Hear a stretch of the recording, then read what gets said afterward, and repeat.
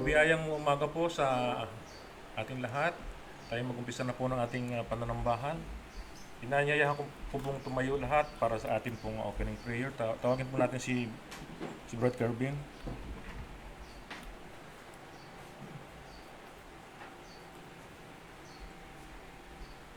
Tayo po ay manalangin.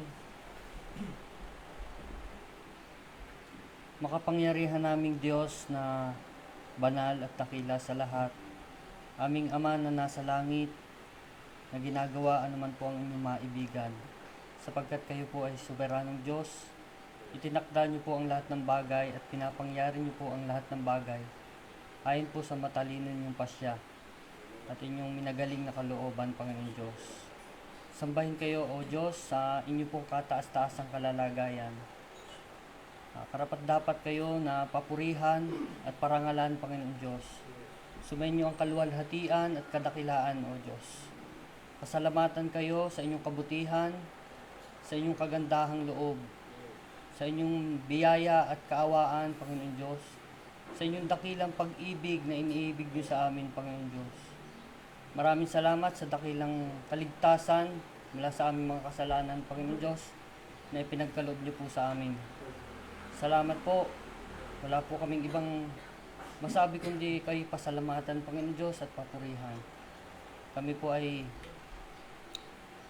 dapat na maglingkod sa inyo at kayo sambahin namin sa Espiritu at katotohanan.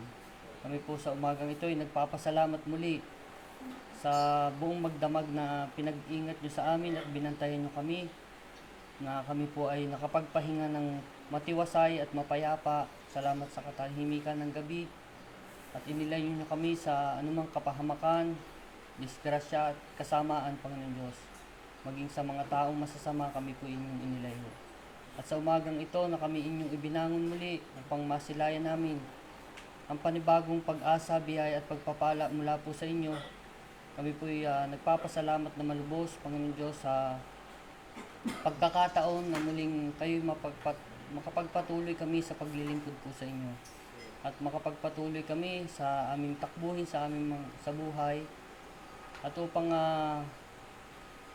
maitama namin ang aming mga mali, maituwid ang aming mga kalikuan, at sumunod sa inyo, Panginoon Diyos, sa tulong ng banal na Espiritu sa pamamagitan po ng inyong biyaya, Panginoon Diyos.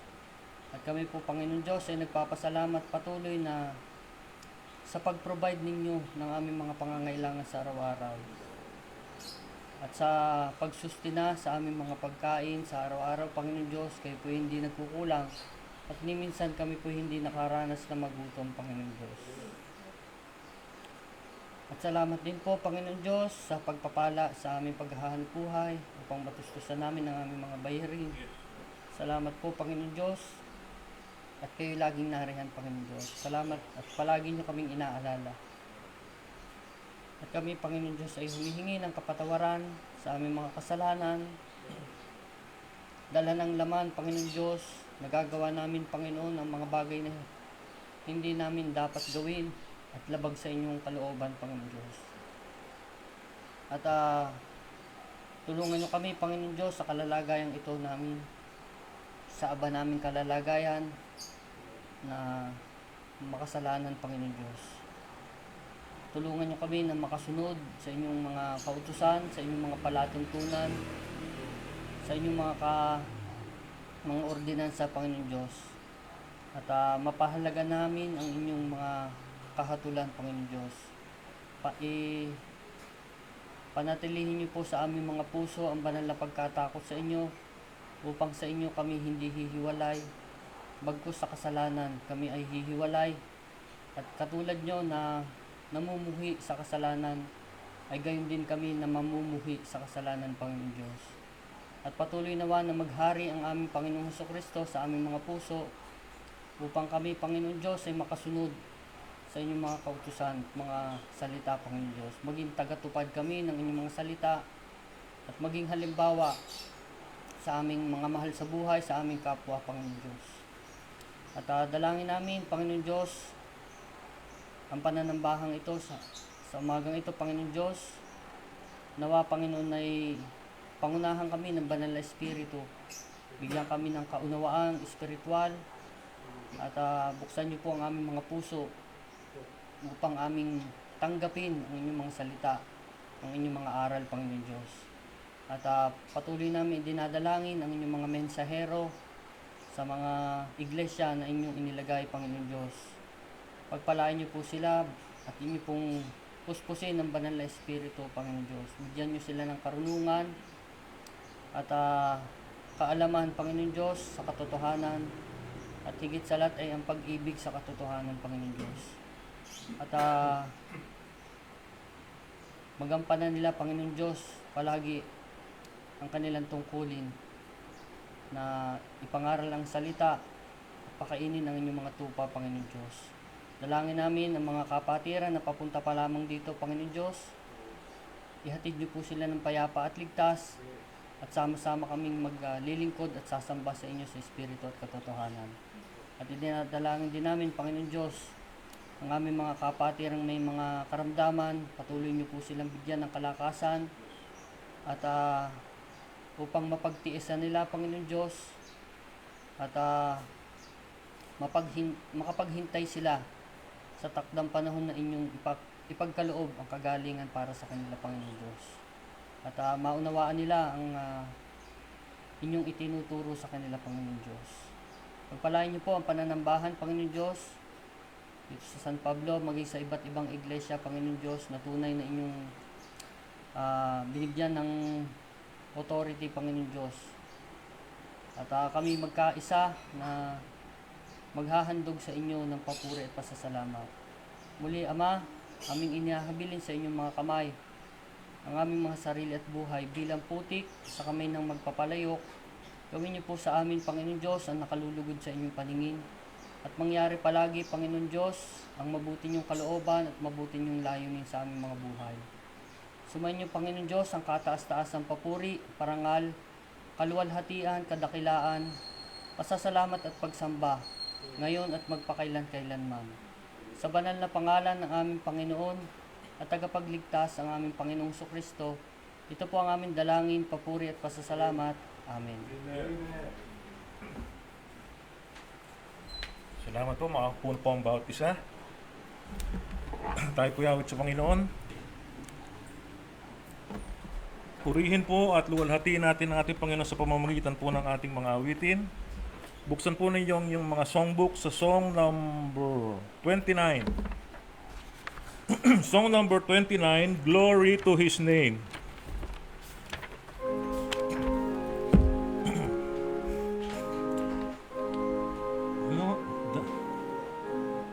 On the first stanza, sing. Down at the cross where my Savior died, downward the cleansing from sin I cried, word to my heart was the blood applied. Glory to His name, glory to His name, glory to His name. Down from my heart where my blood applied, glory to His name. I am so wondrously saved from sin, Jesus so sweetly abides within. There at the cross where He took me in, glory to His name, glory to His name, glory to His name. There to my heart was no blood applied, glory to His name. Third stanza. O precious fountain that saves from sin, I am so glad I have entered sin. There Jesus saves me and keeps me clean. Glory to His name, glory to His name, glory to His name. There to my heart was the blood applied. Glory to His name. Last stanza. Come to this fountain so rich and sweet. Cast thy poor soul at the Savior's feet. Plunge in today and be made complete. Glory to His name. Glory to His name. Glory to His name. There to my heart was the blood applied. Glory to His name.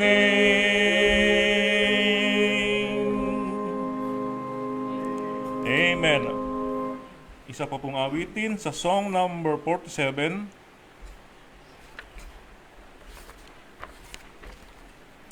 A Shelter in the Time of Storm. Song number 47. On your hymnals, number 47. A shelter in the time of storm. On the first stanza, sing. The Lord our rock, in Him we hide, a shelter in the time of storm. Secure whatever ill betide, a shelter in the time of storm. Oh, Jesus is the rock in a weary land, a weary land, a weary land. Oh, Jesus is the rock in a weary land, a shelter in the time of storm. A shade by day, defense by night, a shelter in the time of storm. No fears alarm, no foes affright, a shelter in the time of storm. Oh, Jesus is the rock in a weary land, a weary land, a weary land. Oh, Jesus is the rock in a weary land, a shelter in the time of storm. Third stanza. The raging storms may found us beat, a shelter in the time of storm. We'll never leave our safe retreat, a shelter in the time of storm.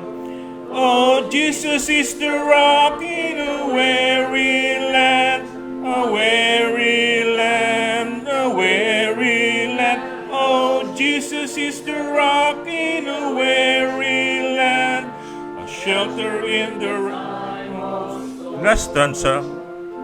O rock divine, O refuge dear, a shelter in the time of storm. Be thou our helper ever near, a shelter in the time of storm.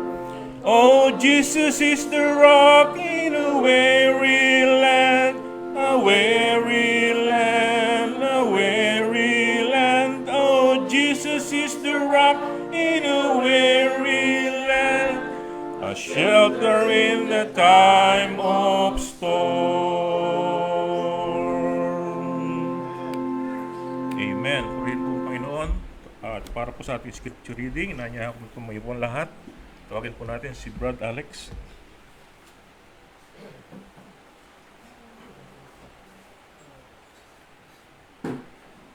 Mabiyayang umaga po mga kapatid. Buksan po natin ang mga Bible sa Proverbs chapter 1. 20 po. Sorry. Proverbs chapter 20.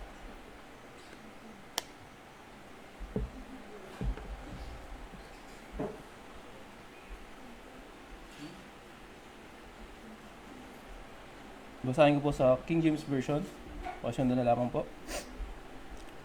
Wine is a mocker, strong drink is raging, and whosoever is deceived thereby is not wise. The fear of a king is as the roaring of a lion. Whoso provoketh him to anger sinneth against his own soul. It is an honor for a man to cease from strife, but every fool will be meddling. The sluggard will not plow by reason of the cold, therefore shall he beg in harvest and have nothing.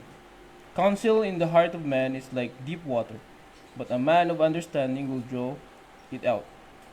Most men will proclaim every one his own goodness, but a faithful man who can find?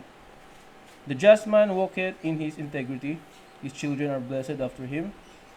A king that sitteth in the throne of judgment scattered away all evil with his eyes.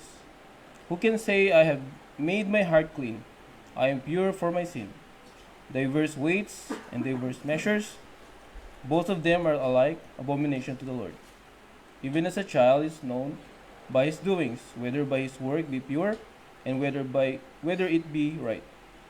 The hearing ear and the seeing eye, the Lord hath made even both of them. Love not sleep, lest thou come to poverty.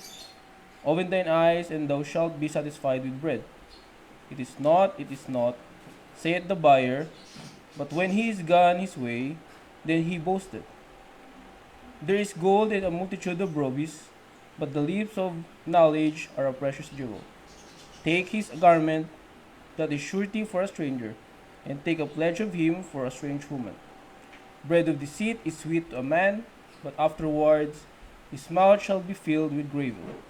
Every purpose is established by counsel, and with good advice make war.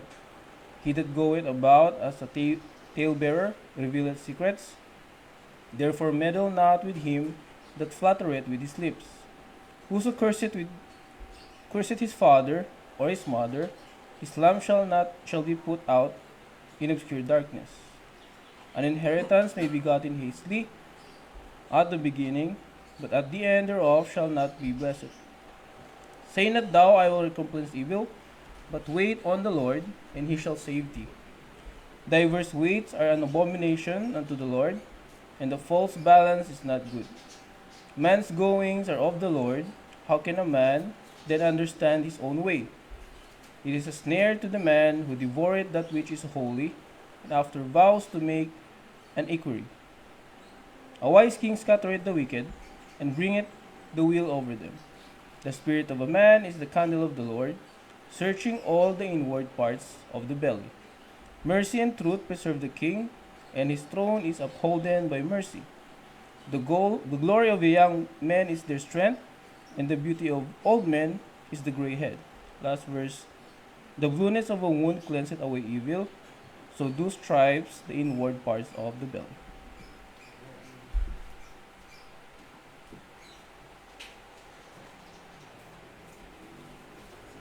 Ihanda na po natin ang mga ikapo at ating pong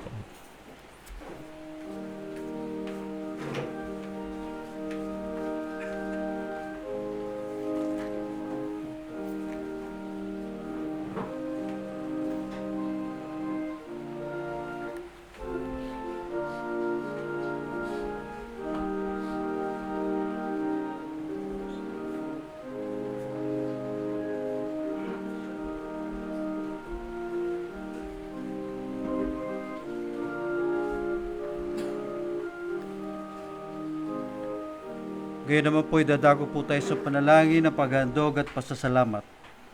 Purihin ka, O Panginoon, na Diyos ng Israel kailanman. Iyo, O Panginoon, ang kadakilaan at ang kapangyarihan at ang kaluwalhatian at ang pagtatagumpay at ang karangalang sapagkat lahat ng nanga sa langit at nanga sa lupa ay iyo. Iyo ang kaharian, O Panginoon, at ikaw ay nataas sa Pangulo sa lahat. Ang mga kayamanan at gayon din ng karangalan ay nagmumula sa iyo.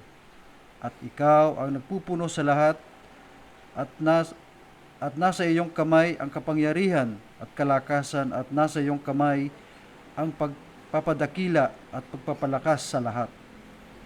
Kaya't ngayon aming Diyos, kami ay nagpapasalamat sa iyo at aming pinupuri ang iyong kaluwalhatian pangalan. Ngunit sino ba kami na kusang makapaghahandog sa ganitong paraan? Lahat ng bagay ay nagmula sa iyo at ibinabalik lamang namin sa iyo ang binigay ninyo sa amin. sapagat kami ay mga dayuhan at maglalakbay sa harap mo.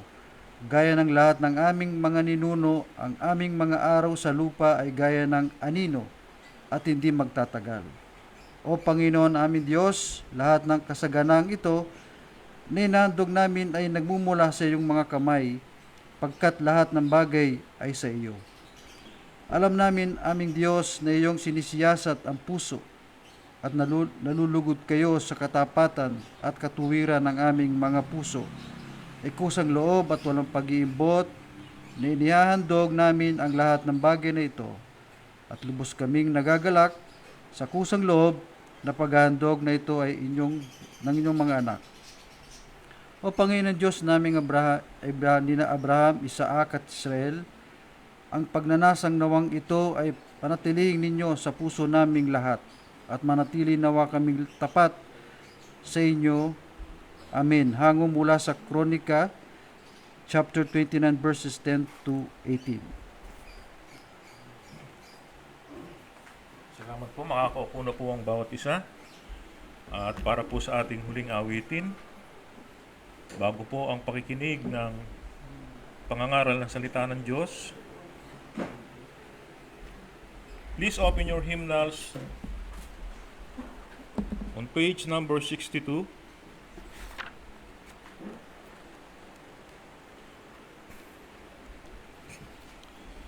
Page number 62 on your hymnals.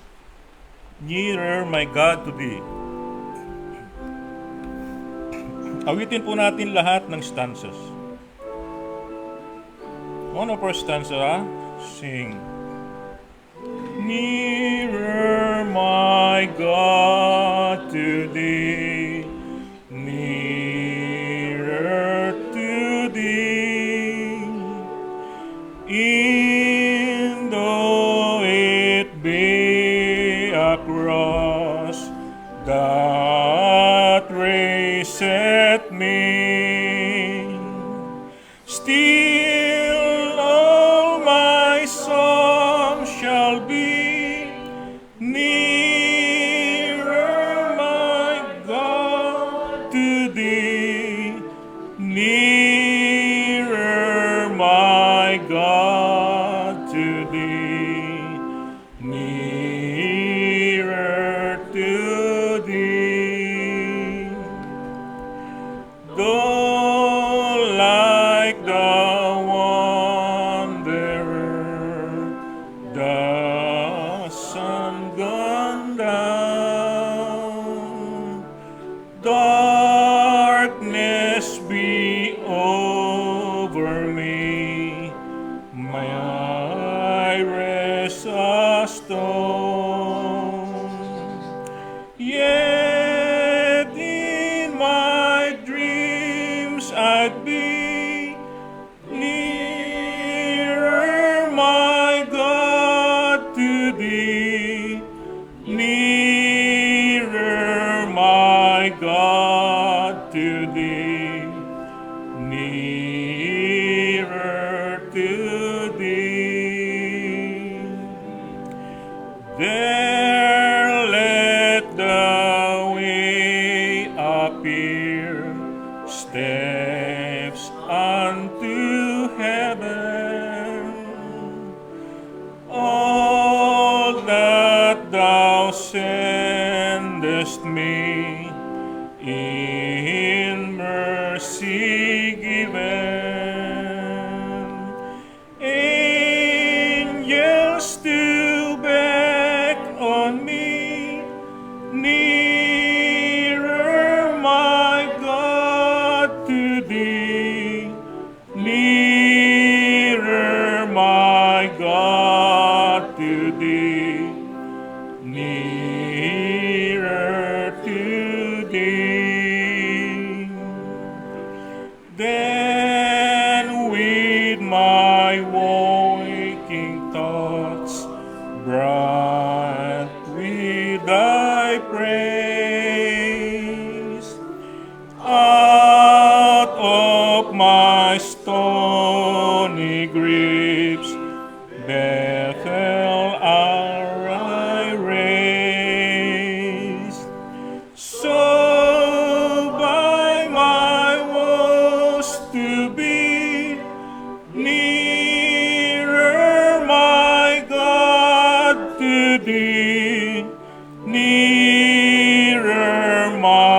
God, to thee, nearer to thee. Last stanza.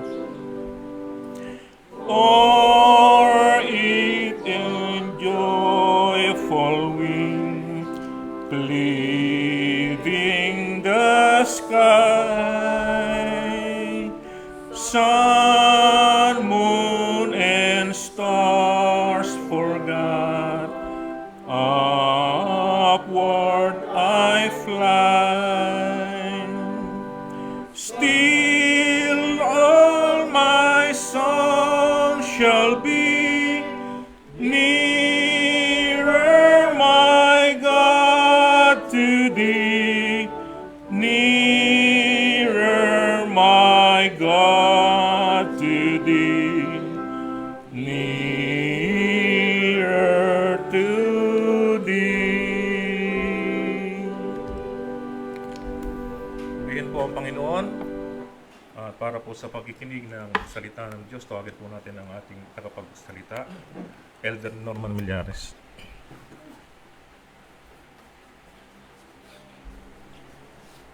Mabiyayang maga sa inyong lahat. Pagkatapos ng ating pong worship service ay gaganapin po natin ang ating pong pagpili, pagboto sa magiging deacon ng iglesyang ito. Okay? So, panalangin po natin yan. Muli po nating buksan ang ating mga Bible.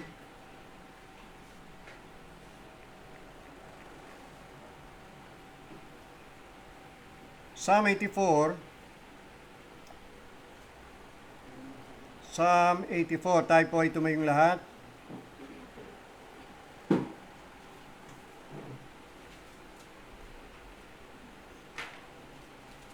Verse 11. Psalm 84:11. For the Lord God is a sun and shield. The Lord will give grace and glory. No good thing will he withhold from them that walk uprightly.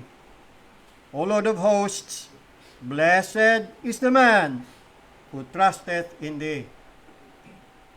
May God bless the reading of His word. Shall we go to the Lord in prayer? Let's all bow down and kneel before the Lord our Maker. Panginoon naming Diyos, purihin at luwalatin kayo ngayon at magpakailanman. Lahat ng mga awiting, papuri, panalangin, handog at alay, mga kaloob, ay inihandog po namin lahat yan sa inyo, Panginoong Diyos, kasama ang aming mga katawan bilang haing buhay. Naway maging kalugod-lugod ang lahat ng ito sa inyong harapan. Nawa ang pananambang ito ay maging katanggap-tanggap sa inyo. Patawarin niyo po kami sa lahat ng aming mga kasalanan, aming pinagsisihan, na mayroon pong kalungkutan. Panalangin po namin, O Diyos, na makasumpong kami muli ng pabor sa iyong paningin. Igawad sa amin ang iyong pagpapalang espiritual. Sa pagtungahin namin ang iyong mga salita, bigyan niyo po kami ng kaunawang espiritual. Muli, Panginoong Diyos, ipaunawa niyo po at paliwanag sa amin ang mahalaga niyong mensahe para sa aming buhay. Maintindihan namin kung ano po ang iyong kalooban at kami po ay susunod sa iyong mga utos at mga aral. May pamuhay namin, Panginoong Diyos, ang inyong po mga aral. Gawin niyo pong blessing sa aming lahat, ang mensahe, at nawa ang aming buhay ay maging kalugod-lugod sa inyo. Kami po ay lagi niyong iaayon sa wangis ng aming Panginoon Kristo, pakasakdalin, upang pagdating ng araw, sa pagharap po namin sa inyo, ay kami po ay maging kalugod-lugod. Pagpalain niyo po ang pangangaral ng mga salita. Pagpalain niyo rin po, Diyos, sa mga makikinig. Pagpalain niyo rin po ang iyong mensahero. Lahat para sa kaluwalhati at kapurihan ng aming Panginoong Hesukristo. Ang lahat ng ito po ay aming dalangin at habang kahilingan sa banal na pangalan ng aming Panginoong Hesus. Amen. Makakaupo na po kayo.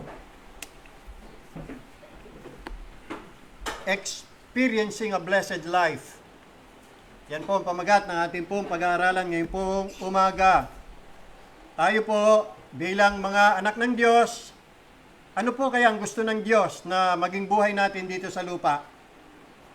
Anong uri ng buhay ang kalooban ng Diyos para sa atin habang tayo po ay nandito sa mundo? Anong klaseng buhay ang dapat po nating maranasan habang tayo po ay nabubuhay? O kaya ay ano po ang pinakamahusay na mga bagay para sa atin ayon sa kalooban ng Diyos? Ano bang ibig sabihin ng pinagpalang buhay? Ang sabi ng iba,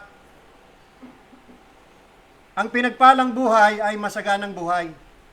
Batay po yan sa John chapter 10 verse 10 na sinabi ng Panginoon na ako'y naparito upang sila magkaroon ng buhay at magkaroon ng kasaganaan nito. Ngayon, kung tatanong nyo naman sa kanila, ano ba ibig sabihin ng masaganang buhay? Yan paliwanag nila, material prosperity. Material blessings. Ayun. So, yun po yung pagkakaalam nila sa masaganang buhay na dito sa lupa, dapat daw ang mga Kristiyano masagana sa lahat ng bagay, lalo na sa material na bagay. Yung po bang buhay ay puro blessings? Yon. Buhay na walang kahirapan. Libre sa lahat ng anumang uri ng kahirapan. Sapagkat ang turo po nila ay hindi daw po kalooban ng Diyos na ang kanyang mga anak ay maghirap. Pagka daw naghirap, wala daw sa kalooban ng Diyos. Yon, yan ang mga turo. Yung po bang buhay na walang karamdaman? Yan. Yung pong palaging matagumpay ang buhay. Yung pong mga panalangin na palaging sinasagot ng Diyos, lahat ng mga kahilingan, ibinibigay ng Diyos. So, puro answered prayer. Walang panalangin na nabibigo. Yung po bang buhay na palaging masaya? At kung ano-ano pa. So, para sa kanila, yun daw po yung blessed life.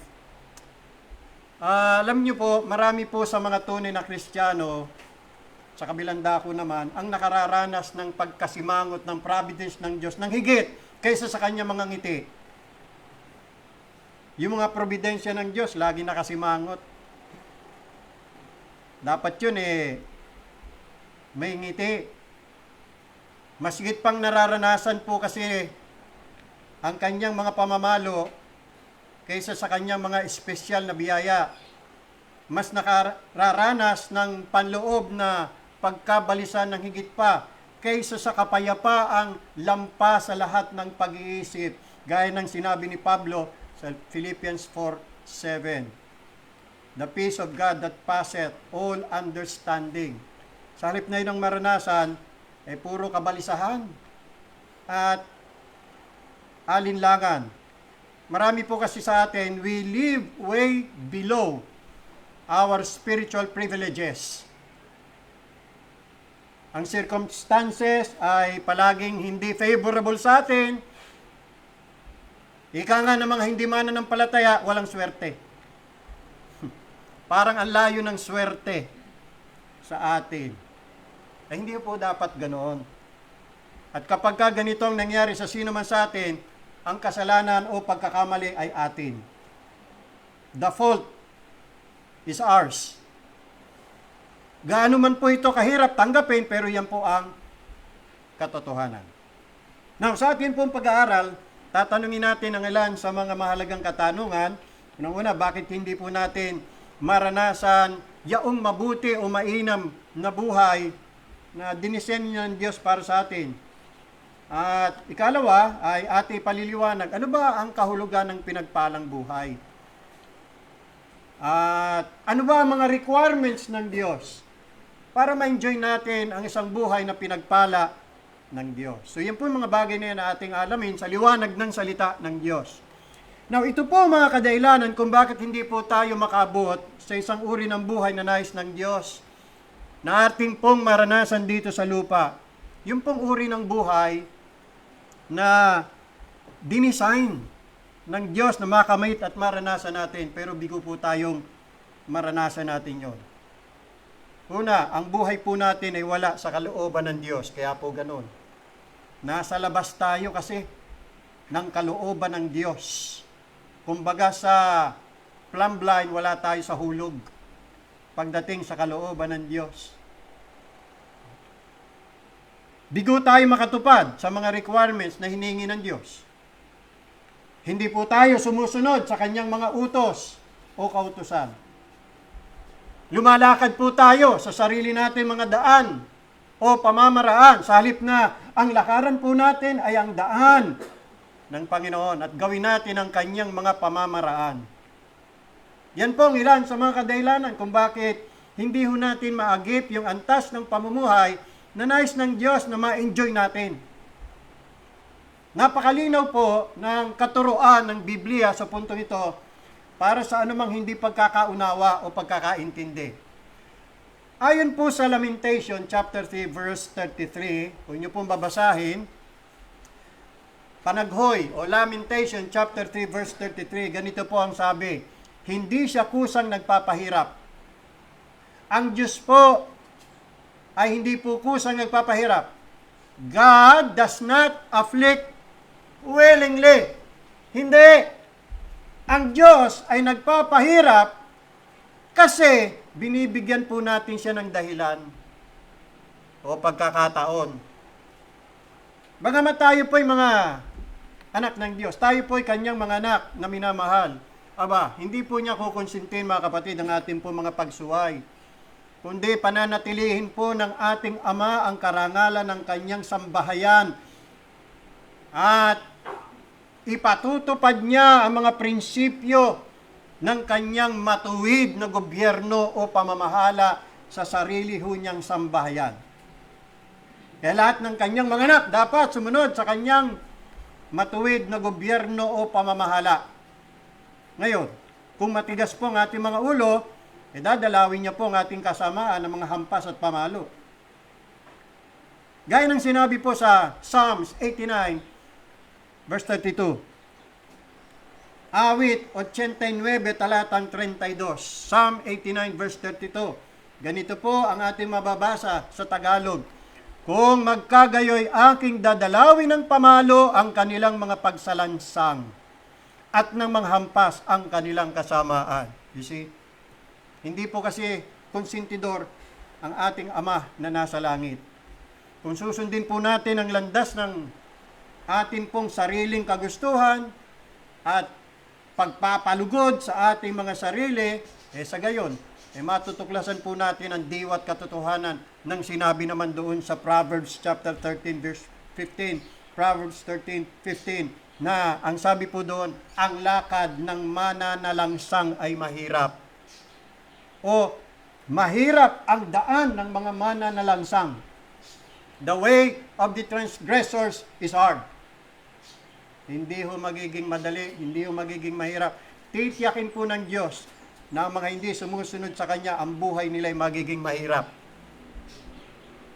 Maliwanag po yung mga kapatid. Ayun ang dahilan kung bakit hindi tayo nakakapag-enjoy ng isang uri ng buhay na pinagpala. Yan ang dahilan kung bakit hindi natin mahagip yung uri ng buhay na dinisenyo ng Diyos para sa atin. Kasi tayo po ay sumasalangsang sa Kanyang kalooban at mga utos. Ngayon, ano ba ibig sabihin ng pinagpalang buhay? Ano ba yung buhay na dinisenyo ng Diyos na dapat nating ma-experience at ma-enjoy? Bago natin sagutin yan, una, tanungin po muna natin mga kapatid, sa Bible, sino ang mga pinagpala? Dito po sa ating teksto, meron pong isang halimbawa. Marami po yan napakaraming mga talata. Kung isa-isahin natin yan from Genesis to Revelation, ay hindi po tayo matatapos dito kahit isang linggo. Pero tingnan lang po natin ang ilan sa mga mababasa natin sa Bible na naglalarawan ng isang taong pinagpala ng Diyos. Dito po sa ating teksto sa Psalm 84, verse 12, sabi diyan, O Lord of hosts, blessed is the man who trusts in you. Yun. Yung pong tao na nagtitiwala sa Diyos, pinagpala yun. Mapalad. Tingnan naman natin sa Psalm 1. Dito pa lang sa awit, napakarami na hudi ang mga katangian ng isang taong pinagpala. Tingnan natin ang Psalm verse 1 o Psalm 1 verse 1.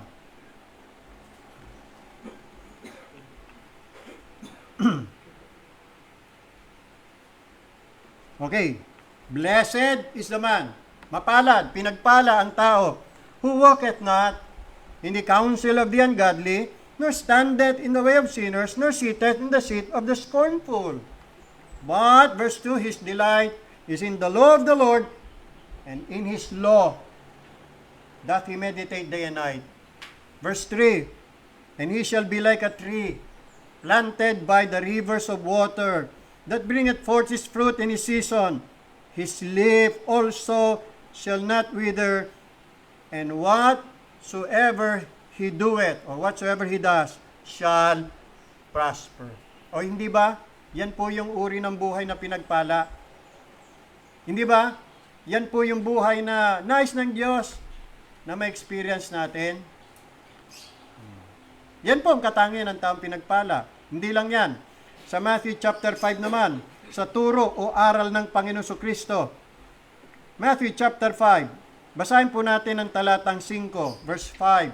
Ito, ang dami rito. Blessed are the meek, for they shall inherit the earth. Verse 6 of Matthew chapter 5. Blessed are they which do hunger and thirst after righteousness, for they shall be filled. Blessed are the merciful, for they shall obtain mercy. Blessed are the pure in heart, for they shall see God. Blessed are the peacemakers, for they shall be called the children of God. Verse 10. Blessed are they which are persecuted for righteousness' sake. What? Pine-persecute na, blessed pa rin. Ayun na sabi. So, hindi ibig sabihin na ang buhay hindi persecuted, blessed na. O kaya hindi ibig sabihin na ang buhay ay persecuted, hindi na blessed. You see? In God's definition, in Christ's definition, yung pong pine-persecute for righteousness' sake, sa Kanya blessed yun. Bakit? For theirs is the kingdom of heaven. Look at this, verse 11. Blessed are ye, when men shall revile you, and persecute you, and shall say all manner of evil against you, falsely, for my sake. So kaya pala sila inuusig, pinagwiwikaan ng masama, hinahamak, dahil kay Kristo. Ibig sabihin, itong mga mananampalatayang ito naninindigan para kay Jesus Christ. At ang resulta, ayun, persecution. Pero kahit na sila ay dumaranas ng persecution at nire-revile, at sila po ay pinagwiwika ng lahat ng uri ng kasamaan na wala namang katotohanan, tinawag pa rin silang blessed. You see? Kaya, hindi ibig sabihin ang blessedness ay libre o malaya sa anumang pag-alimura, paglilibak, paghamak, pagsasalita ng masama, alang-alang kay Kristo. Yun lang, huwag kang libakin at usigin, murahin, dahil sa kasama ng ugali mo. Hindi ka blessed doon. Pero kung ikaw ay naninindigan para kay Kristo at ginagawa mo ang lahat ng mga mabuting bagay at katuwiran for Christ's sake, at sa kabila ng yan ay nagalit sa mga tao, ay blessed yon. Yan. Kaya hindi makakasundo lahat ng tao eh. Ang pinagpalang buhay ay hindi nangangahulugan na makakasundo mo lahat ng mga tao. Pag ikaw ay nabuhay para kay Kristo, baka dumami pa nga kaaway mo eh, pero blessed. You see? Yan po yon mga kapatid. Ito pa, Luke chapter 11, verse 28. Luke chapter 11, verse 28. But he said, yea rather, blessed are they that hear the word of God and keep it. Romans chapter 4, another blessed, pinagpala. Chapter 4, verse 7, Romans chapter 4, verse 7 and 8. saying, "Blessed are they." Sino po? Whose iniquities are forgiven. Kung mga kasalanan mo, pinatawad na ng Diyos, blessed ka. Pero kung hanggang ngayon, umiibig ka pa rin sa kasalanan, at gumagawa ka at naliligayahan sa kasalanan, sinumpa ka. Yan. At pag hindi ka nagrepent, you will perish, you will die. But if you will repent and come to the Lord Jesus Christ and believe in Him, all your sins will be forgiven and you will be blessed. Blessed are they whose iniquities are forgiven and whose sins are covered. 8. Blessed is the man to whom the Lord will not impute sin. Yan ang blessed. In James chapter 1 verse 12, another blessed. James chapter 1. My brethren, count it all joy when you fall into diverse temptations. Yung temptations dito, sa ibang translation, ay trials. Ano? Pagkapalang buhay ng isang tao, bat-bat na mga pagsubok, lalo na sa mga mananampalataya, ang tinutukoy natin, mga banal, mga anak ng Diyos, na ang kanilang buhay ay bat-bat na mga pagsubok. Aba, blessed pala yun. Akala ng iba pagka ang buhay libre sa lahat ng mga pagsubok, yun ang pinagpala. Yung walang kahirapan. So mali pala, no? Mali sinasabi ng karamihan. Ang buhay na pinagpala, hindi po libre sa anumang mga pagsubok. Kadalasan pa nga, mas marami pa ngang pagsubok ang dinadanas ng mga mananampalataya na matalimahin sa Panginoon. Many are the afflictions of the righteous, sabi ni David. But the Lord delivereth them out of them all. So hindi po ibig sabihin, kung tayo Kristiyano, libre na tayo sa mga kadalamhatian o afflictions. You see? Mali yung kanilang definition ng blessed life. Free from hardship, free from trials, free from afflictions, free from adversities. Wrong. Palibasa kasi, hindi ho nila nakikita na may blessing din sa afflictions. Do you believe that? Mapalad ang mga pinipighati. See, yun ang turo ng Bible eh. Kaya hindi ko dumadanas tayo ng afflictions, mga kapatid. Sinumpa na tayo ng Diyos. Huwag lamang po kaya tayo dumadanas ng afflictions dahil sa ating mga pagsalansa, mga kasalanan. Gayunpaman, mamaya paliliwanag natin yan. Kahit na yan ay bunga ng ating mga kasalanan, gagawin pa rin yan ng Diyos na yan ay magiging para sa ating kapakinabangan. For our profit. My brethren, count it all joy when you fall into diverse temptations. At ito ang binigay na reason ni James kung bakit. Knowing this, that the trying of your faith worketh patience. O di ba blessing? Matututo kang maging matiisin, mapagpasensyoso. Di ba magandang karakter yan? Taong mapagpasensyoso, matiisin. Di ba? O di blessing. Tapos, pag may patience, sabi sa verse 4, but let patience have her perfect work, that ye may be perfect or complete, mature, and entire, wanting nothing. Wala ka ng pagkukulang, wala ka ng kailangan pa. Maturity po, ang idinudulot pala ng mga trials. Hindi may blessing.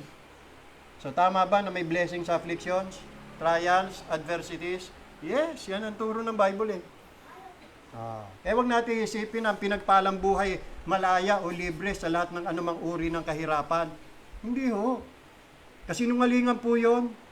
Yung pastor na nagturo na hindi daw kalooban ng Diyos ng kanyang mga anak ay maghirap, bakit ang Panginoon Kristo? Anak ng Diyos yun, taal na anak ng Diyos yun, Son of God yun, the only begotten Son of God. Pero ba't ng kahirapan ng kanyang buhay? Ay hindi kalooban yun. Kaya nga siya na parito eh, He must suffer many things, sabi niya eh. The Son of Man ay dumating dito to suffer many things. Kasi yun ang kalooban ng Ama. Maghihirap siya para sa ating kaligtasan. Kalooban yun eh. Kaya maliho yung mga pastor na yan, na mga nagtuturo ng mga kabulaanan at pinapangakuan nila ang kanilang mga miyembro ng mga bagay na hindi naman sinabi ng Diyos. Ang alam lang ay material prosperity, kaginhawaan. Wala silang alam tungkol sa mga pighati sa buhay at kadalamhatian. Hindi nila alam yun.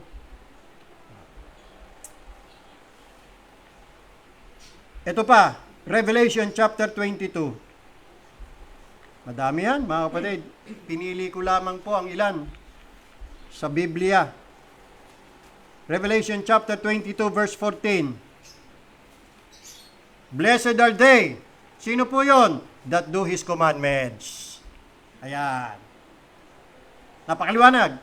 That they may have right to the tree of life and may enter in through the gates into the city. So yan, general po yan. Ito po yung mga pinagpala. Punta tayo sa mga individual na kinalugdan ng Diyos na pagpalain ang kanilang mga buhay. For example, si Abraham. Genesis chapter 24 verse 1. Genesis chapter 24 verse 1. Si Abraham po kinalugdan ng Diyos. Tatlo sila magkakapatid eh. Yan. Pero si Abraham ang kinalugdan ng Diyos na pagpalain. Verse 1, and Abraham was old and well stricken in age, and the Lord had blessed Abraham in all things. Wow!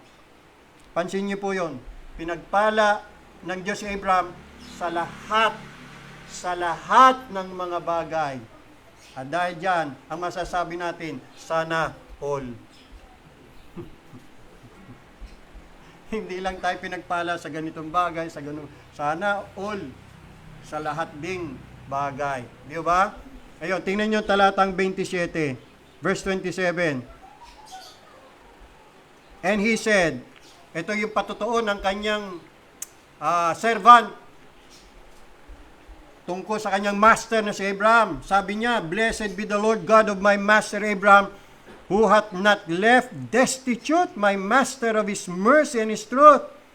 I, being in the way, the Lord led me to the house of my master's brethren. Si Abraham ay hindi siya salat sa mercy and truth ng Panginoon.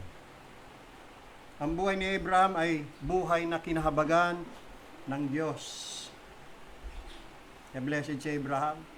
Nakita ko ninyo? Samantala, doon naman sa Matthew chapter 16, verse 17, tingnan po natin yung tao po dito na pinagpala ng Panginoon. Matthew chapter 16, verse 17.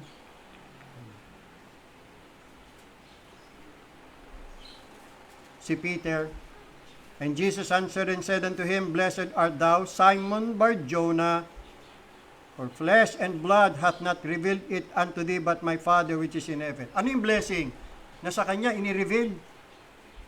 Special revelation to. Yung makilala niya kung sino yung Kristo. Blessing pala yun. Spiritual blessing. Kasi yung sabi nung ang Panginoon Kristo nagtanong sa kanyang mga alagad, sino ako? Yan. So verse 15, But whom say ye that I am? Tingnan niyo sagot ni Peter, verse 16. And Simon Peter answered and said, Thou art the Christ, the Son of the living God. Si Peter ay may tamang pagkilala kay Jesus Christ. Samantalang iba, sabi, propeta yan. Magaling na guro yan. Iba pa nga, sabi na, may demonyo yan. Kaya sabi ng Panginoon sa kanyang mga kalala, kayo, anong masasabi niya? Sino ako? Sumagot si Peter, Thou art the Christ, the Son of the living God. May correct siyang theology pagdating sa pagkakilala kay Jesus Christ. Paano nalaman ni Peter yan? Ni-reveal sa kanya ng Father. Kaya sabi ng Panginoon, mapalad ka. Di ba pinagpala si Peter na makilala niya ang Kristo? Ganon din tayo mga kapatid. yung pagiging mapalad ni Peter, ganun din sa atin. Nang makilala natin ang ating Panginoong Sus bilang ating Panginoon tagapagligtas. Pinagpala tayo. See? Even si Mary, mga kapatid, the mother of Jesus Christ, bukod siyang pinagpala sa babaeng lahat. Di ba? Sabi ng angel, basahin natin sa Luke chapter 1. Luke chapter 1, verse 28. And the angel came in unto her and said, Hail, thou art highly favored. The Lord is with thee. Blessed art thou among women. Bakit siya blessed? Sapagkat binigyan siya ng pribileyo na maging ina ng tagapagligtas ng sanglibutan. So maraming mga kadahilanan at pamamaraan kung paano ang isang tao ay pinagpapala ng Diyos. Hindi lamang po sa mga bagay na material. So ngayon, dumako na tayo sa sunod na tanong. Ano ang pinagpalang buhay? Alamin natin yan. Ito po yung uri ng buhay o kalalagayang espiritual na mabuti para sa atin ayon sa kalooban ng Diyos. Basta ayon sa kalooban ng Diyos, mabuti yan. At yun yung buhay na pinagpala. Ang pinagpalang buhay ay ang magkaroon ng araw-araw na pakikipag-ugnayan sa Diyos. Lumakad sa liwanag ng kanyang mukha.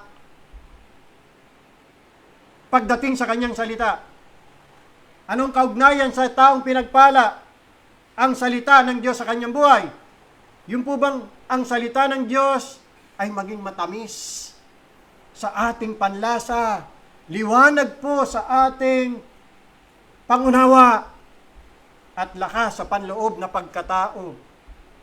Yung panalangin. Ano naman ang kaugnayan ng panalangin sa isang taong pinagpala? Na ang panalangin ay maging isang kasiyahan, kaluguran, upang ang mga kasagutan ng kapayapaan ay matanggap ng walang tigil, walang patid, upang ang daluyan ng mga panustos ay madaling bukas at walang harang. Yun po bang ang ating mga pangangailangan natutugunan sa panalangin? Habang ang isip ay manatili sa Kanya, laging nakatuon sa Kanya, nang sa ganon magkaroon po ng konsensya na walang kasalanan. Malinis ang budhe, walang kabagabagan, upang magkaroon ng ganap na katiyakan sa pagtanggap sa atin kay Kristo.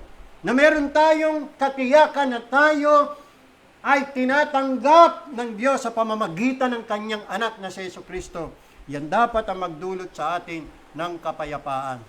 At yan inabanggit ko na kanina sa Philippians chapter 4 verse 7. Basahin natin mga kapatid. Philippians chapter 4 verse 7. Philippians chapter 4 verse 7. And the peace of God, yun! May peace of God which passeth all understanding. Bakit importante ito? Kasi the peace of God shall keep your hearts and minds through Christ Jesus. Na kahit na ho mayroong trials, kahit na mayroong afflictions, kahit na may adversities, kahit na may paghihirap, kahit dumaranas ng kahirapan sa buhay, may kapayapaan pa rin ng Diyos. Di ba blessing yon? Wala namang mga anak ng Diyos na libre o malaya o free sa mga kadalamhatian at kahirapan dito sa buhay. Lahat dumaranas. Ang importante, kahit dumaranas tayo, meron tayong peace of God. See? Maski sino naman tao, dumaranas niyan eh. Kahit hindi saved, kahit hindi mananampalataya. Kaya lang, wala silang peace of God. Tuliro. Di ba? Sa atin hindi dapat ganon. Maranasan natin to. Yung peace of God which passeth all understanding. That will keep our hearts and minds through Christ Jesus. Ano pa ang ibig sabihin ng pinagpalang buhay? Na yung ating pong mga biyaya ay mapanatiling malusog at masigla upang ang pananampalataya, pag-asa, pag-ibig, pagpapakumbaba, pagtitiis at sigasig ay nasa pang-araw-araw na gawain. At ganito po dapat ang karanasan ng bawat Kristiyano. Bilang karagdagan mga kapatid, ang ibig nating sabihin na pinagpalang buhay ay yung pong maranasan po natin ng personal, yung pagsang-ayon ng Diyos sa atin. Na yung Diyos hindi po palaging kontra sa atin. Yung pong tayo po ay kinakampihan o kaya inaayunan ng Diyos. Bakit? Kasi nalulugod ang Diyos. At bakit siya nalulugod? Kasi sumusunod tayo. You see? Ito Yung po bang ma-enjoy po natin ang kanyang favor? Yung favor ng kanyang biyaya? Yung favor ng kanyang providence? Na yung providence, umaayon sa atin. Hindi kumukontra. Yung favor ng Diyos sa kanyang anyo at kalikasan. So ang isang pinagpalang buhay, hindi po ito limited lamang sa pagtanggap ng kanyang special favor sa spiritual na kaparaanan. Hindi po, kundi pati rin naman po sa mga temporal na kalalagayan. Yung pumatamo po natin yung pinakamabuti para sa kaluluwa at katawan. At sa mga spiritual na bagay at sa temporal. Yan po yun mga kapatid. Yung po maranasan natin ang blessing ng Panginoon sa ating mga buhay sa lahat ng iba't ibang aspeto at relasyon. Kapwa sa kaluluwa at katawan. Pumunta tayo sa 2 Chronicles chapter 16 verse 9. 2 Chronicles chapter 16 verse 9. Narito ang napakagandang halimbawa ng sinasabi nating pinakamahusay o pinakamabuting bagay na maranasan natin sa ating buhay bilang mga pinagpala. 2 Chronicles chapter 16 verse 9. For the eyes of the Lord run to and fro throughout the whole earth. Look at this, to show himself strong. To show himself strong in the behalf of them whose heart is perfect toward him. I want you to notice those words, those expression, or that expression, upang ipakita ang kanyang kapangyarihan. Ito ho yung dinisenyo ng Diyos, nais ng Diyos na ma-experience natin, yung pagpapakita ng kanyang lakas o kanyang kapangyarihan sa ating buhay. Yan ang magandang ma-experience natin, yung lakas o kapangyarihan ng Diyos na gumagawa sa ating buhay. Ay pagka yan ang naranasan natin, ay talagang pinagpala tayo ng Diyos. Di ba? Ngayon pa man mga kapatid, hindi po ibig sabihin tayo po ay magiging exempted, gaya ng sinabi na natin kanina, mula sa mga pangkaraniwang pagbabago-bago ng kalalagayan sa buhay. Yun yung English word na natutunan ko vicissitudes. Tiningnan ko talaga sa dictionary kung ano meaning ng vicissitudes. Ito po yung kalalagayan ng buhay na pabago-bago. Ibig sabihin, hindi po palagi sa buhay natin puro sunshine. Meron ding rainy season. Hindi po sa ating buhay palaging araw, may gabi din. Hindi po palagi sa ating buhay maranasan nating maging masaya, tumawa. Umiiyak din tayo. Hindi palaging maligaya, may kalungkutan din. Hindi palaging kalusugan, dumaranas din ang karamdaman. Hindi palaging saganang buhay, may kahirapan din. Dumaranas din ang kawalan. Yun po yung pabago-bagong kalalagayan ng buhay, hindi po tayo exempted yan. Kahit pa tayo mga anak ng Diyos. Nangyayari po yan. Dumaranas po ang lahat ng mga banal, ang lahat ng mga tinubos ng Diyos. Kaya, huwag natin isipin na ang meaning ng pinagpalang buhay, exempted tayo dyan. Hindi po. Ganun din po sa mga pagsubok at kapigatian sa buhay.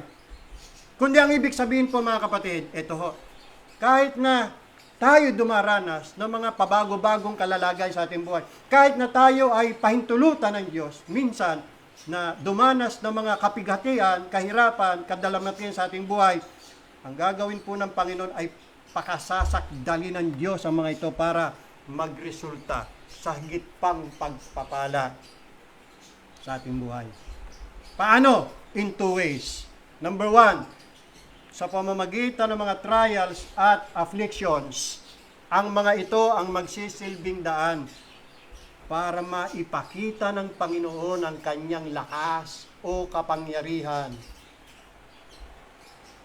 na mailigtas po tayo mula sa mga ito. Opportunity yan mga kapatid na masasaksihan natin na ang Panginoon pakikita niya to show Himself strong.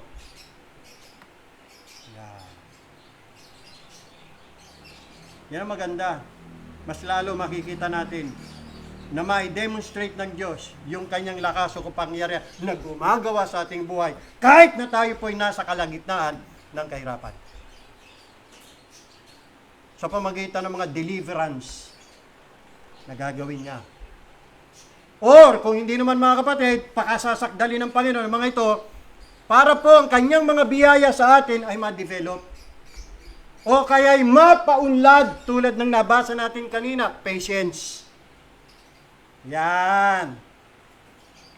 Sapagkat ang virtue, patience sa virtue. At yan po ay nadidevelop o nakakamtan, hindi po sa panahon na tayo sagana. Natututo ba tayo magtiis sa panahon ng kasaganaan? Ba hindi. Kailan tayo natututo magtiis? Pagka may kahirapan, tama? Romans chapter 5, basahin natin. Liban pa sa binasa natin kanina sa James chapter 1. Tingnan po natin ang Romans chapter 5. Nadidevelop ang virtue ng patience sa tribulation. Diyan lang po yan nadidevelop.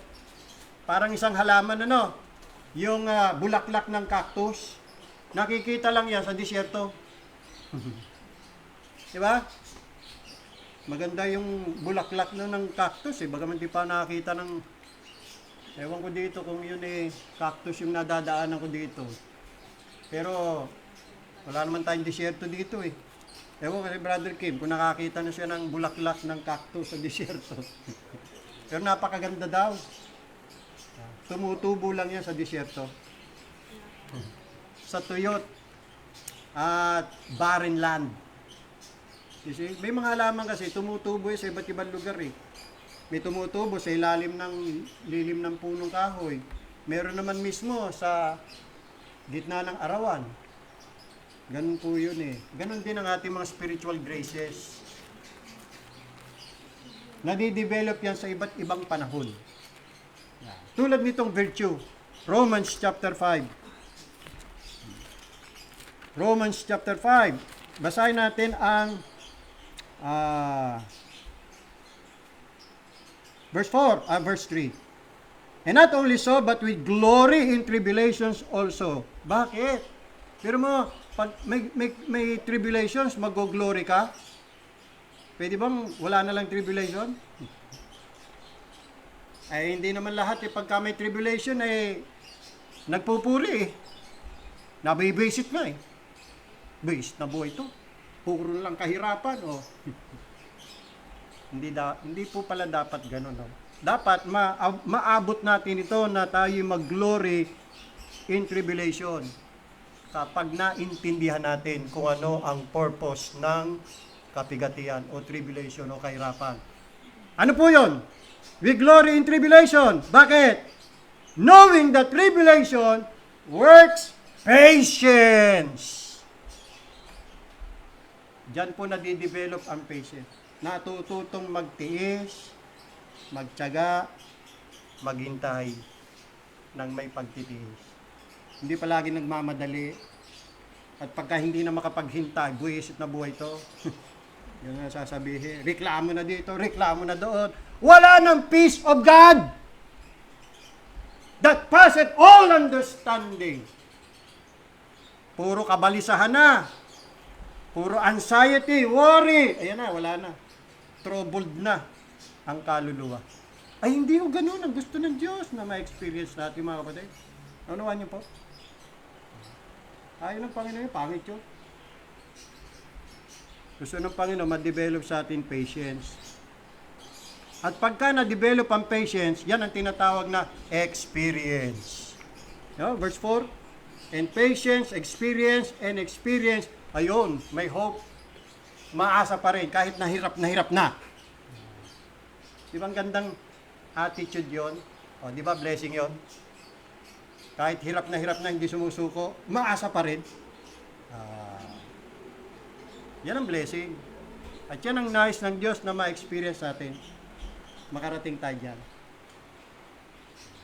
Eh, hindi lang material, spiritual na blessing. Pero hindi rin naman puro spiritual. Meron ding material. Yeah.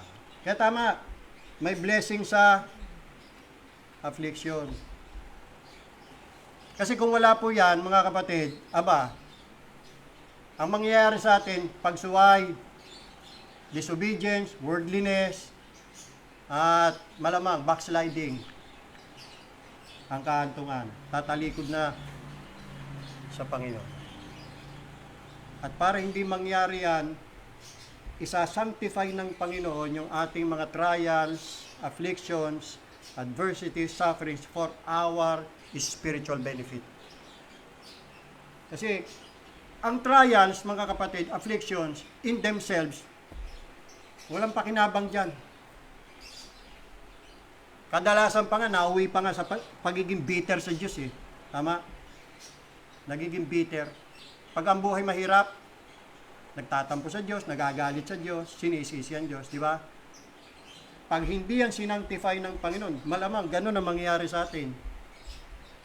Kaya salamat na lang po, meron tayong Ama sa langit na kahit na inaalaw niya at dinidesign niya ang mga trials and afflictions sa ating buhay, sinasanctify niya yun para makinabang tayo. Salamat sa Diyos. At doon mo maintindihan yung aral at turo na in everything give thanks. Hindi lang sa panahon ng kasaganaan na ikay pinagpapala, na mga prayers mo palagi sinasagot, kahit na sa panahon ng kahirapan, kawalan, at mga prayers mo ay, mga hinihiling mo ay hindi binibigay ng Panginoon, natututo ka pa rin magpasalamat. Kasi alam mo, naniniwala ka at nagtitiwala sa Panginoon that all things work together for good. To them who love God, to them who are the called according to His purpose. Alam mo na dahil nananalig ka sa Panginoon na yung nangyayari sa iyo, kaloob ng Diyos at para sa iyong kapakinabangan. Tulad ni Job. Meron pang daday kay Job sa tindi ng kahirapang dinana sa buhay. Wala, no match tayo dyan. Wala sa kalingkingan yung mga sufferings natin sa dinanas ni Job. Well, of course, siyempre, walang tatalo sa ating Panginoon Kristo. No? Maaaring sumisigunda lamang si Job sa ating Panginoon Jesus. Pero, sa naranasan ni Job, mga kapatid, hindi siya nagreklamo sa Diyos. Tinanggap niya lahat. Sabi niya, the Lord gave and the Lord hath taken away. Blessed be the name of the Lord. You see? Sa gitna ng kanyang kahirapan, nagawa pa rin niyang purihin ang Panginoon. Tayo kaya ganun din?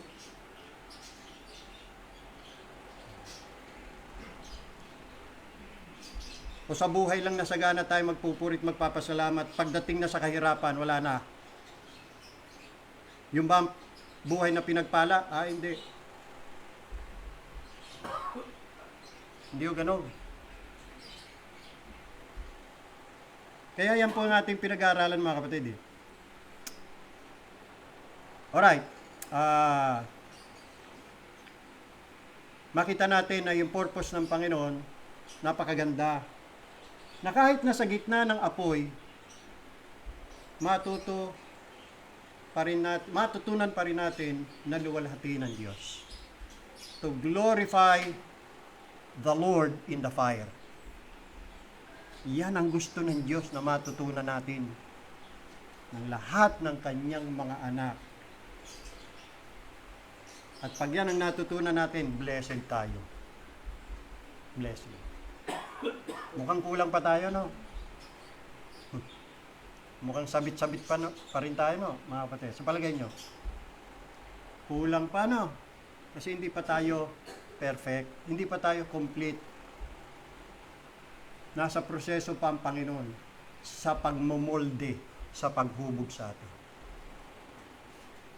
Para nga maging blessed tayo. Alright. Ngayon, sa ikatlong puntos, tingnan po natin ang ilan sa mga requirements ng Panginoon. Para makarating tayo dyan sa buhay na pinagpala. Balik tayo sa 2 Chronicles, chapter 16, verse 9. Pansin nyo ito mga kapatid. For the eyes of the Lord run to and fro throughout the whole earth to show Himself strong. Oh, Panginoon, sana'y maranasan naming lahat ito. Pakita nyo po ang iyong sarili na kayo'y makapangyarihan sa amin. Please, Lord, show yourself strong. Kanino? In behalf of them whose heart is perfect toward Him. May qualification, may requirement. Pakikita lang ng Panginoon ang kanyang sarili na strong or mighty or powerful, doon lamang po ng kanilang mga puso ay perfect towards Him. Ngayon, ano ibig sabihin ng perfect? Ayan. Bago natin i-define yan mga kapatid, ito pong talatang ito po ang pinakamabuti o pinakamahusay para sa ating buhay. Na ano po yun? To have God showing Himself strong in our behalf. Pero, mangyayari lamang po ito kung meron po tayong puso na perfect towards Him. Ngayon, anong ibig sabihin ng a heart that is perfect towards Him? Yung salitang perfect dito, mga kapatid, does not mean a sinless heart. It doesn't mean sinless perfection. Sapagkat wala namang ganun tao eh. Kanina, nabasa natin sa Proverbs chapter 20, di ba? Na, kung natatandaan nyo mga kapatid, na meron dong verse na sinabi na may pagkakamali din eh. No? Kahit magsikap na gumawa ng kabutihan, nakakagawa pa rin ng kamalian eh. Ganon din naman doon sa sinabi sa Ecclesiastes chapter 7 verse 20. Na sabi po doon, for there is not a just man upon earth that doeth good and sinneth not. Walang matuwid na gumagawa ng mabuti at hindi nagkakasala. Yan. So ano ibig sabihin ng perfect? Ang ibig sabihin ito mga kapatid, puso na sincere. Sincere or upright. One. Isang puso na tumitibok ng tunay sa Diyos. Whose heart is perfect towards God. It doesn't say that the heart in itself is perfect, but it is perfect towards God. Dalawang bagay. Una, in relation to God Himself. Ang isang pusong perfect ay yuupong umiibig at gumagalang sa Diyos. Mayroong mataas na pagrespeto at paggalang sa Diyos. Nagtitiwala at nananalig sa Kanya. Katulad po ni Job. May takot po sa Diyos bilang Ama. Tapat at determinadong naghahangad na bigyan ng kaluguran, bigyan ng kasiyahan ang Diyos. sa lahat ng bagay. Pangalawa, in relation to sin, may kaugnayan sa kasalanan. Ang perfect heart, mga kapatid, ay iyong napupuot at lumalaban sa lahat ng kasamaan na nagdadalamhati sa bawat panloob na pagkilos ng kasalanan. Napag-aralan natin, repentance, may godly sorrow. Yan. Inaaming may pagsisisi, ang bawat pagpapasailalim sa kasalanan. Hindi po ito isang perpekto sa kanyang sarili, kundi perpekto sa Panginoon. Towards the Lord. A heart perfect toward Him. Yan. Na ang Panginoon po ay nag-i-intervene on its behalf. Kung kaya't kanya pong inilalapat ang kanyang kapangyarihan at inililigtas mula sa mga sitwasyong hindi nila kayang iligtas ang kanilang mga sarili. In short, mga kapatid, sa aking pagkakaunawa, ang kumampi sa Diyos ay kakampihan ng Diyos. Ang lumalaban sa Diyos, kakalabanin ng Diyos. Yun po yung mayroong perfect heart. See? So yan ang isa sa mga requirement para makaranas tayo ng buhay na pinagpala. Next verse, titingnan po natin ang teksto natin, Psalm 84, verse 11. Sabi diyan, no good thing will He withhold from them who walketh uprightly. Obserbahan po ninyong mabuti, mga kapatid. No? Tingnan nyo po, pansin nyo po mabuti. Ang promise na ito ay para lamang po doon sa mga ang kanilang lakad ay angkop bilang mga banal. Ibig sabihin, bilang mga banal, namumuhay sila na angkop sa kanilang kabanalan. Na yung kanilang mga mukha nakaharap tungo sa Diyos. Yan. Sa kanila. At para lamang sa kanila, lamang ang pangakong ito. Walang mabuting bagay ang ipagkakait sa kanila ng Diyos. Yan po ang pagtatamasa ng isang pagpapalang buhay. Tama? Sabi niya pangako niya no good thing will He withhold from them. Sino yun? Who walk uprightly. Pero subukan mong lumakad na talihis sa kanyang pamamarlakad, ay withhold niya ang mga mabuting bagay. Ang good thing po, mga kapatid, na hindi i-withhold, ay yung po maging regular recipients tayo ng kabutihan ng Diyos. Na tayo po ay maging regular beneficiaries. Hindi lamang po ng kanyang common mercies, kundi pati rin po ng kanyang special favors. Na na-enjoy po natin yung ngiti ng kanyang approval. Sinasang-ayunan tayo ng Diyos. Yeah. Umaayon po ang Diyos. Yung mga circumstances sa ating buhay, favorable po sa atin. Yan. Yung pong tayo po ay pinagpala ng meron pong kaisipang matiwasay. Yan. To be blessed with a serene mind. The peace of God that passeth all understanding. Na natutugunan ng lahat ng ating mga pangangailangan. Yan. Para hindi tayo tuliro. Yung pumakamtan po natin ang kanyang pagpapala sa ating buhay sa lahat. Sa lahat ng iba't ibang aspeto at relasyon. Nito.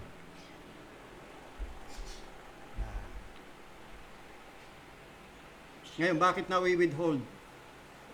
Kadalasan na withhold. Isa lang ang sagot dyan. We are not walking uprightly. Kaya na withhold. Yung blessing sana na ibibigay ng Diyos, napupurnada. Kasi may diferensya tayo. Hindi tayo maayos sa Panginoon. Basahin natin ang Jeremiah chapter 5 at itapat po natin dyan sa Psalm 84:11. Jeremiah chapter 5 verse 25. Jeremiah chapter 5 verse 25. Katulad po sa sambayang Israel, sabi ng Panginoon actually, yung pangakong yan para nga sa Israel yan bakit na-withhold o na-withheld? Kasi itong sagot sa Jeremiah 5:25. Yan. Sa halip na ma-enjoy yung good things, wala. Napurnada. Kasi your iniquities, verse 25, your iniquities have turned away these things, you see, and your sins have withheld good things from you. Walang ibang makapagbablock ng channel ng blessing ng Panginoon kundi ang ating mga kasalanan at pagsuway. Yan pong makapagbablock. Yan ang dahilan kung bakit hindi natin na-enjoy yung mga special privileges ng Diyos. Way below po tayo. Tayo makabot. Another requirement, maybe this is the last. In Joshua chapter 1, verse 8. Joshua chapter 1, 1:8. Ito, popular po ito mga kapatid. Ito yung kondisyon ng Diyos, requirement niya para ma-enjoy natin ang isang buhay na pinagpala. Sabi dito, ito po yung sinabi ng Panginoon kay Joshua through Moses. Kasi si Joshua na po ang hahalili kay Moses. Si Moses ay hindi na makapagpatuloy. At kukunin na siya ng Panginoon. Mamamatay na si Moses. So sabi ng Panginoon kay Joshua, this book of the law of God, shall not depart out of your mouth, but you shall meditate therein day and night. Anong purpose? That you may observe to do according to all that is written there. Yan ang purpose. Tayo nag-aaral ng Biblia, hindi para tumalino at debatehin natin ang lahat ng mga relihiyon na mali. Hindi ho yan ang purpose. Ang purpose, para gawin natin yung aral ng Panginoon. Sundin natin ang kanyang mga utos. Mabago tayo. Ang Biblia, binigay sa atin ng Diyos, hindi po para masatisfy ang ating idle curiosity, kundi para baguhin po ang ating mga buhay. At maikomporme o maiayon sa wangis, sa larawan ng ating Panginoong Kristo. Yan ang primary objective. Para pagdating ng araw, pagharap natin sa Kanya, hindi ho tayo magiging kahiyaya.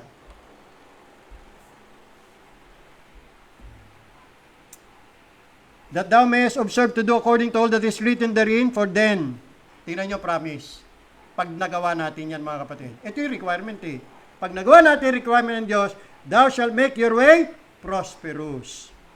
And then, you shall have good success. O di ba yan ang hanap natin? O di ba yan ang gusto natin mga kapatid? Ayun, nandito po pala Ayan.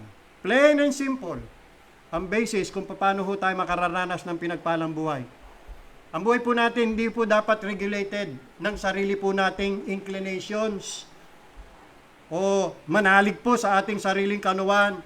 Hindi po tayo dapat mapamahalaanan ng anumang konsiderasyon ng kadalian na kaya mo gagawin to kasi mas madali. Ayaw mo itong pamamaraan ng Diyos. Hindi po dapat ganon. O kaya ng kaluguran ng ating kapwa. Kundi hanapin po natin ang kaluguran ng Diyos. Gawin po natin kung anong kanyang sinasabi sa atin. Nothing more, nothing less. Nothing less than the full constant obedience to God is what is required of us. Kahit na mga kapatid, gaano man po yan kasuklam-suklam sa laman, anuman ang pangungutya ng ibang mga tao mula ng mga tao sa atin, anuman ang mga ibungan nito sa mga karnal na mga tagapagpahayag ng pananampalataya, ang Kristiyano po ay dapat maigpit at patuloy na kumilos ayon sa rule. I repeat, kikilos tayo, lalakad tayo ayon sa rule na ibinigay sa atin ng Diyos para ating tahakin o lakaran. Kasi sa paggawa po natin ito, tayo po magiging lubos na makikinabang. we will be the gainer. Sapagkat the path of obedience is the path of prosperity. Yan. Ngayon, ang pag-conform natin sa revealed will ng Diyos ay maaari pong may kaakibat na pagsubok. It may, pag tayo sumunod sa Panginoon, maaaring may kabuntot po yan na trial eh. Gayunpaman, ito po'y saganang gagantimpalahan sa buhay na ito. Kapwa sa spiritual at temporal na kaloob. Hindi naman po kasi kalabisan na atin pong igiit na ang landas sa mga tuntunin ng Diyos ay ang daan ng pagpapala. Bagamat ang pagtahak po dito ay nagdudulot ng mga pagkunot ng noo ng mga taga-sanglibutan at maaaring magdulot po ng mga kritisismo ng marami sa nagpapanggap ng mga Kristiyano, gayunpaman mga kapatid, tinitiyak po nito ang ngiti at pagpapala ng ating Panginoon. Ito po yung pangako niya. Your way shall be prosperous and you shall have good success. Yan po ay mula mismo sa bibig ng Diyos ng katotohanan. At dapat po nating tanggapin ng walang kahit kaunting pag-alinlangan. At ingatan po natin yan sa atin po mga puso na mismo, galing mismo sa bibig ng Diyos ng katotohanan. Ngayon, liwanagin natin mga kapatid, maaaring ang prosperity hindi agad lilitaw. Maaaring ang prosperity hindi agad lumilitaw sapagkat ang pananampalataya ay kailangan subukin at paunlarin ang pagtitiis. Pero sa kalaunan, tiyak na matutuklasan natin na ang pagsunod sa mga banal na utos ay may malaking gantimpala. That in keeping of God's law, there is a great reward. Yan ang sinabi ni David sa Psalm 19:11. And in keeping of them, there is great reward. Kaya natagpuan niya ni Joshua. Mahigpit po niyang sinunod ang banal na kautusan at kinoronahan ng Diyos. Ginantimpala ng Diyos ang kanyang mga paggawa ng tagumpay. At iyon po ay naitala para din po sa ating encouragement. Hindi lang po para kay Joshua. Hindi para din po sa ating mga kapatid. Pero kung tayo po ay uunlad, na katulad ni Joshua, ay dapat kumilos din po tayo. Sumunod din tayo. Yung conditional promise na yon na ginawa kay Joshua ay masasabi po nating hindi isang espesyal na pangakong ginawa para lamang sa kanya. Sa halip po ay pantay itong nauukol sa bawat lingkod at anak ng Diyos. Sapagkat ang kanyang mga pamamaraan, ang mga pamamaraan at pamamahala ng Diyos ay pareho po yan sa lahat ng panahon. Hindi naman ho nagbabago yan. Sa atin hong pagtatapos mga kapatid, dito nakita ho natin yung pinag-aralan natin, yung God's governmental dealings. Di ba ang Diyos sa kanyang governmental dealings with us is always according to His righteousness? Because God is righteous, He punishes vice and rewards virtue. He blesses those who obey Him, but He curses those who disobey Him. God will recompense us according to our righteousness, because God is righteous. Secondly, God deals with us according to His set of rules and laws. Na pag yun ay sinunod natin by the book, ang promise, your way will be prosperous. And then you will have good success. Halimbawa, tulad sa batas ng kalusugan, pag hindi ka talaga sumunod sa batas ng kalusugan, huwag mo asahang ilulusog ka. Huwag mo asahang lalakas ka. Magkakasakit ka. If you continue to violate the laws of health. See? Tapos pag nagkasakit tayo, tatanong-tanong tayo sa Diyos, "Oh Diyos, bakit ako nagka-cancer?" O kaya, "Bakit ako nagkaroon ng sakit sa puso?" Hindi mo sinunod yung mga batas ng kalusugan. Kasi tayo, tatratuhin ng Diyos ayon sa kanyang set rules and laws.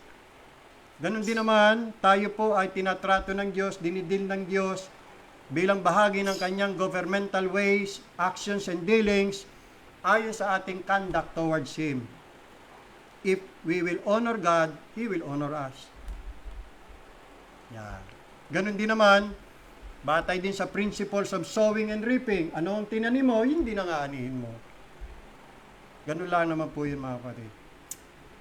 Now, our primary concern sa ating pagtatapos, mga kapatid, is what we do today.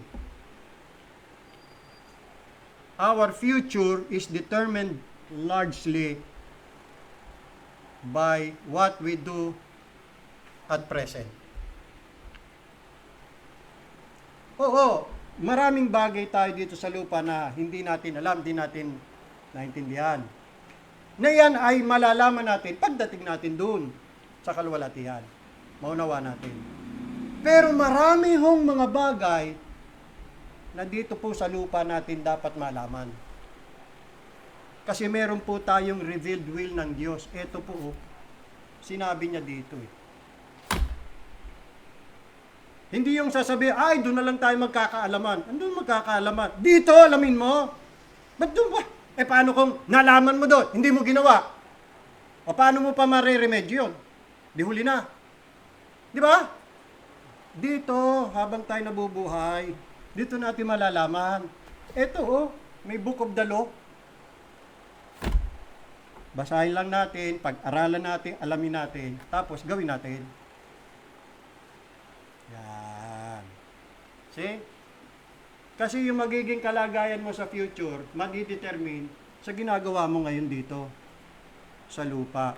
Sabi nga po ni Arthur W. Pink, if there has been no walking with God down here, there will be no dwelling with God up there.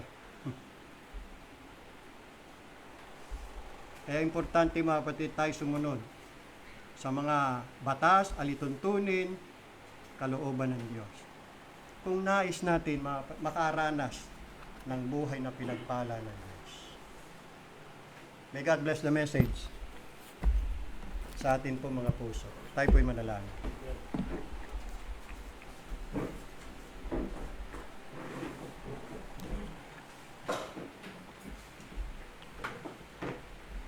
Panginoon naming Diyos na makapangit-dakila sa lahat, maraming salamat po sa liwanag ng mga salita. Salamat sa napakaganda niyo pong mensahe sa amin. Talagang kailangan po namin ito. Ito po ang aming magiging gabay habang kami narito sa lupa, nabubuhay, para malaman namin kung ano po dapat namin gawin. Maliwanag po ang iyong mga salita at patuloy pang ipaliwanag at ipaunawa sa amin ito, Diyos. Huwag kaming maging mga mangmang na hindi namin alam at hindi naintindihan kung ano po ang iyong kalooban para sa buhay namin.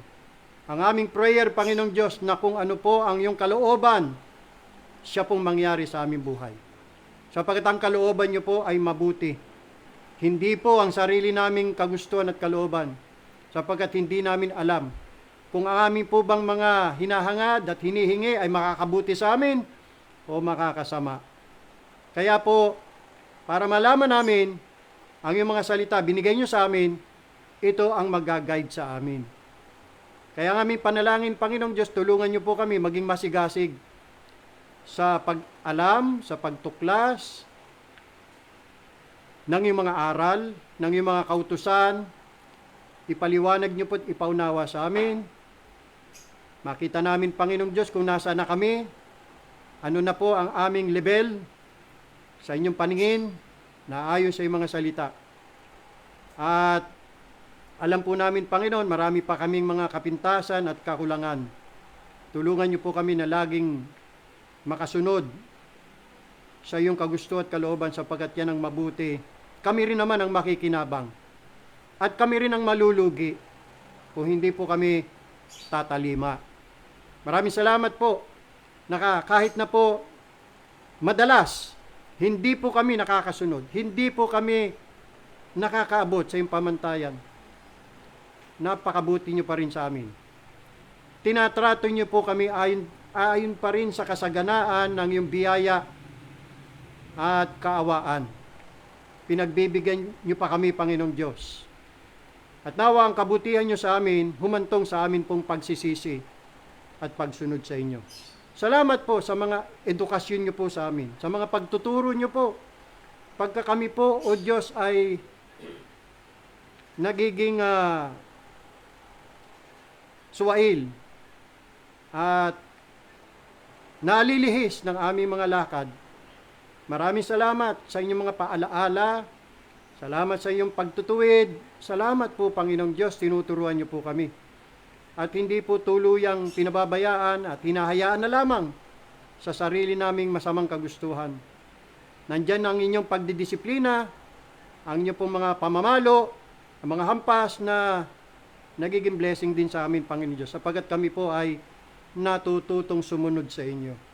Patuloy niyo pong gawin yan sa amin, Panginoong Diyos. Patuloy niyo po kami turuan pa at kami naman ay matuto. Pagpalaan niyo nawa ang aming buhay. Ito po mga napag-aralan namin. Sana nga po, Panginoong Diyos, ma-experience natin ang isang uri ng buhay na nais niyo pong aming maranasan. Gabayan niyo po kami lagi ng iyong mga salita. Ingatan niyo po kami, aming pamilya, ang aming mga mahal sa buhay. At patuloy namin pinagpe-pray, Panginoong Diyos, ang salvation nila. Sa mga kapatid namin na may mga karamdaman, patuloy silang gabayan at sa gitna ng kanilang mga hirap, ay maunawa nilang layunin po ninyo, matuto silang magtiis, magtiyaga, maghintay ng tamang panahon po ninyo at kalooban. Naway pagpalaan nyo mga kahirapan po nila para sa kanilang sanctification. Sa ikatututo po nila, Panginoong Diyos, upang lalo pa nilang maintindihan ang layon niyo po at lubos pa nila kayo makilala kung sino po kayo sa kanilang buhay. Patnubayan niyo po ang mga buhay, Panginoong Diyos, sa mga kamay amin nabilin ang aming mga sarili at buhay.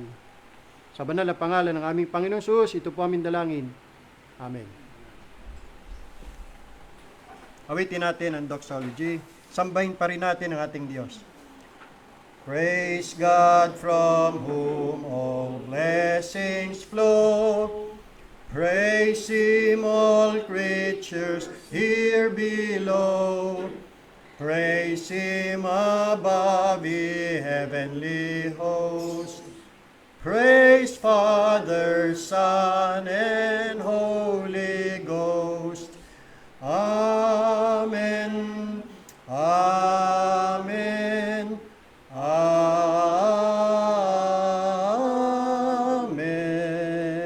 Mapo muna ho. Mga kapatid, bigyan natin ang atin pong paghalal.